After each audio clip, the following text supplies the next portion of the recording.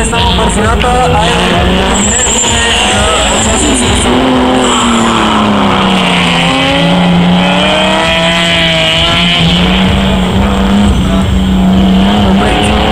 Знаем, че Радослав бърз на квалификацията не е толкова от една минута ли?